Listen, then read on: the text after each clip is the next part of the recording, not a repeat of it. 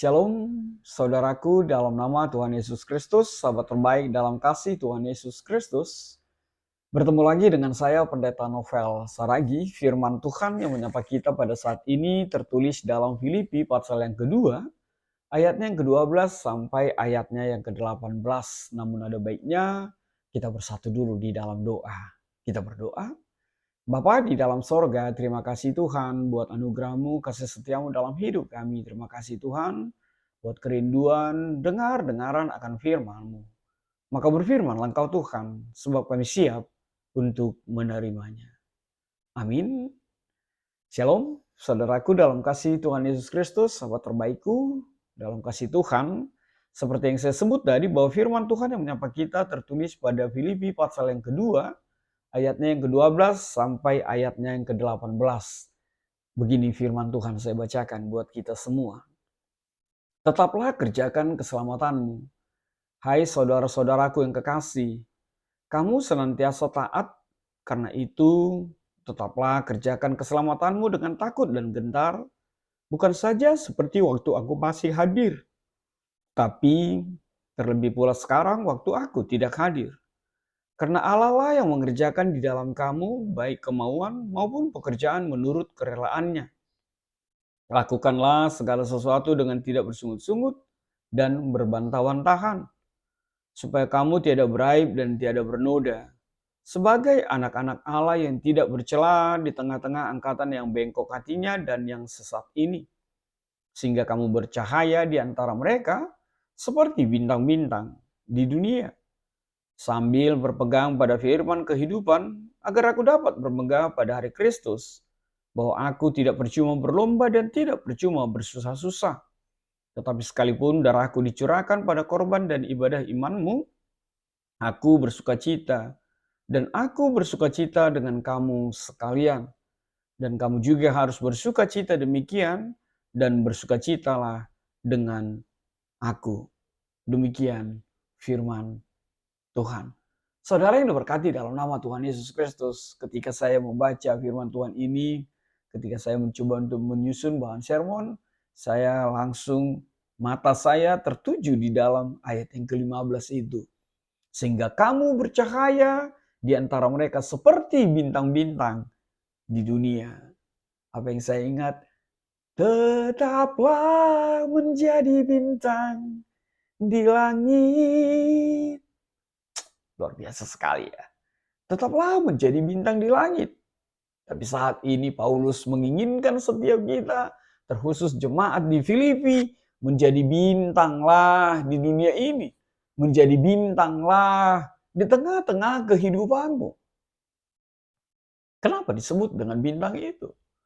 Lihatlah malam, ketika malam ditutupi sesuatu yang gelap, awan gelap misalnya, bukan awan ya atau apa yang disebutkan gelap itu karena malam, lalu matahari tidak ada lagi, lalu kita melihat ada bintang di langit, kecil memang, tapi bercahaya dan dia kelihatan. Luar biasa sekali. Bintang itu jauh dari kita, dia di tempat kegelapan sana, di tempat yang gelap, tapi berkasnya, cahayanya kelihatan walaupun itu kecil. Saudaraku dalam nama Tuhan Yesus Kristus, bukankah itu juga yang menjadi kekuatan kita menjadi pengikut Kristus ini?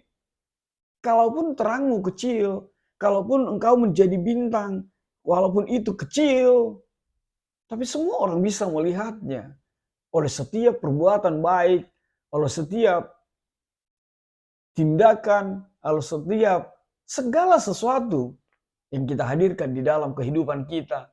Kita menjadi bintang, bisa menerangi, bisa melihat, bisa disentuh, bisa terlihat begitu indah di dalam kehidupan kita.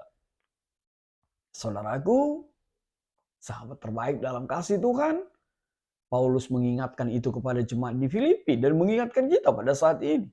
Bahkan firman Tuhan mengatakan, karena itu tetaplah kerjakan keselamatanmu. Tetaplah kerjakan keselamatanmu. Artinya apa? Kita harus memahami, jemaat Filipi harus memahami bahwa kita adalah orang-orang yang sudah diselamatkan. Bahwa kita adalah orang-orang yang menjadi alamat dari keselamatan itu.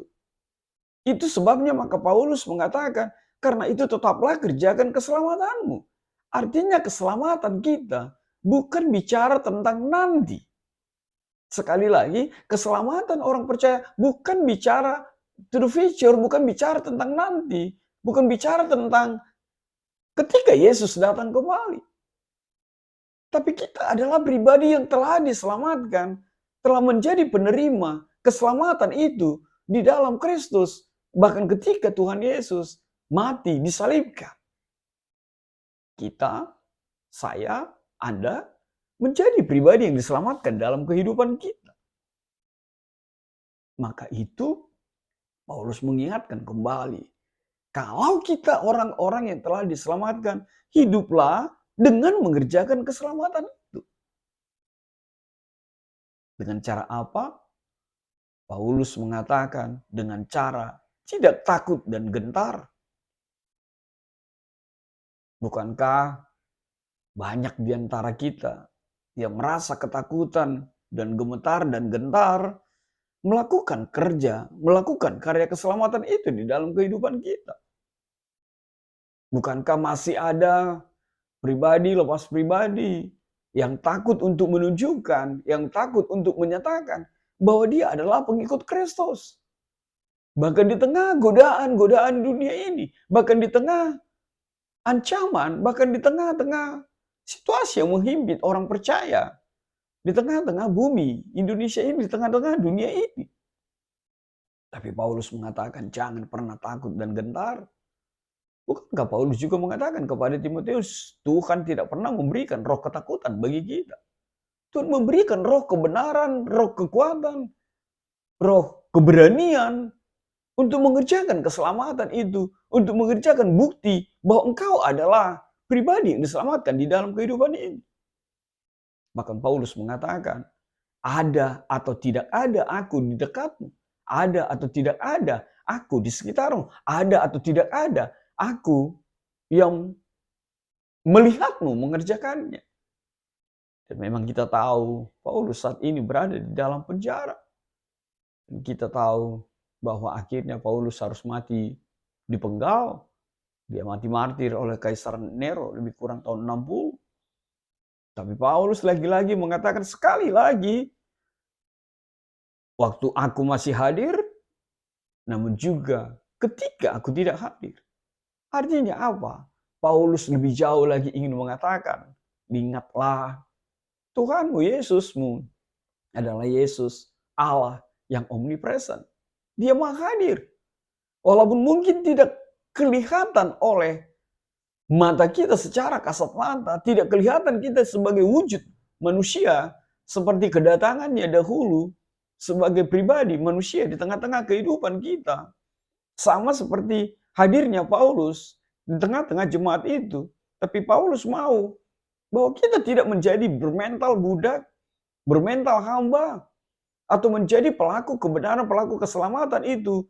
Justru ketika ada orang yang kita takuti, ada orang yang kita segani di sekitar kita. Paulus ingin mengatakan, naturmu orang percaya adalah mengerjakan keselamatan itu. Baik atau tidak baik waktunya, ada atau tidak ada orang yang melihatnya. Kebaikanmu, pekerjaan keselamatan itu harus menjadi natur, harus menjadi habit di tengah-tengah kehidupan kita. Dan itu akan membuatmu menjadi bintang. Orang akan melihatmu, orang akan menyaksikan bahwa benarlah engkau adalah orang-orang yang diselamatkan, bahwa engkau adalah pribadi yang telah menerima keselamatan itu, bukan pribadi yang terbelenggu, terpenjara oleh dunia ini dan segala macam keinginannya. Dan Paulus lebih lagi mengatakan, menjadi bintang di tengah bangsa yang bengkok hatinya, di tengah bangsa yang sesat ini. Saudaraku, di dalam nama Tuhan Yesus Kristus, sahabat terbaik dalam kasih Yesus. Lalu apa yang menjadi kekuatan kita? Ayat 16 mengatakannya, berpeganglah pada firman kehidupan. Berpeganglah pada firman kehidupan. Sebab hanya firman Tuhan, sumber kehidupan itu. Sebab hanya dengan firman Tuhanlah kita dimampukan untuk melakukan karya keselamatan di dalam kehidupan kita. Orang yang diselamatkan pasti menyelamatkan. Orang yang diselamatkan pasti membebaskan. Orang yang diselamatkan pasti menghadirkan sukacita di tengah-tengah kehidupan kita. Itu sebabnya maka Paulus mengatakan, agar aku dapat bermegah pada hari Kristus, bahwa aku tidak percuma berlomba dan tidak percuma bersusah-susah. Sebab Paulus tahu bahwa firman Tuhan yang ditaburkan tidak pernah berakhir dengan sia-sia. Bahwa firman Tuhan yang ditaburkan tidak akan kembali, tidak akan terbuang dengan percuma. Maka Paulus mengatakan bahwa aku tidak percuma berlomba. Itu adalah sebuah keyakinan. Itu adalah sebuah kepastian. Itu adalah sebuah iman. Bahwa pekerjaanmu, bahkan 1 Korintus 15 ayat 58 mengatakan, apapun yang kita lakukan, setetes keringat pun yang jatuh, itu Tuhan perhitungkan. Dan tidak akan pernah berakhir dengan sia-sia. Maka kerjakanlah keselamatan itu. Maka berkaryalah di dalam Tuhan itu. Sehingga nyatalah engkau adalah pribadi yang terselamatkan di tengah-tengah kehidupan kita. Sehingga sukacita kita melimpah. Sehingga sukacita Paulus dengan jemaat Filipi itu lebih dan lebih lagi. Dan Paulus ingin mengatakan, biarlah sukacita kita itu sama. Biarlah sukacita itu memang benar-benar menjadi bagian kehidupan kita. Itu sebabnya Paulus mengatakan, aku bersukacita dan aku bersukacita dengan kamu sekalian. Dan kamu juga harus bersukacita demikian dan bersukacitalah dengan aku. Semakin menarik dengan apa yang dikatakan oleh tema kita pada saat ini. Berseru-seru dan bersorak-sorai menantikan kedatangan Tuhan Yesus. Saudaraku, dalam nama Tuhan Yesus Kristus, disinilah letak seruan sorak-sorai itu menantikan kedatangan Tuhan Yesus itu. Bahwa kita akan bersukacita, bahwa sukacita kita akan sempurna, bahwa sukacita kita akan nyata di dalam kehidupan kita. Bukan hanya dimiliki seorang gembala, tapi juga domba-dombanya. Bukan hanya dimiliki seorang pribadi yang hadir memberitakan kebenaran firman Tuhan. Tapi ketika firman Tuhan itu dihidupi dan menghidupi di tengah-tengah kehidupan kita, maka bersukacita itu akan menjadi sempurna dalam hidup kita. Maka saudaraku, seperti apa yang dikatakan oleh tema kita, tetaplah berseru-seru, tetaplah bersorak-sorai. Dan itulah menjadi bagian dari kehidupan kita sambil menantikan Tuhan dalam kehidupan kita. Seruanmu apa? Sudahkah berseru-seru menginginkan harinya tiba? Sudahkah kita bersorak-sorai akan sukacita yang akan kita dapatkan di dalam kehidupan dan di dalam janji Tuhan Yesus? Sebab janjinya ya dan amin. Yesus akan datang dan dia akan menghadirkan sukacita yang jauh lebih sempurna dibandingkan sukacita apapun, kegembiraan apapun yang ada di tengah-tengah kehidupan ini. Maka saudaraku, di dalam nama Tuhan Yesus Kristus, apa yang bisa kita petik di dalam firman Tuhan pada saat ini, di Advent yang ketiga ini?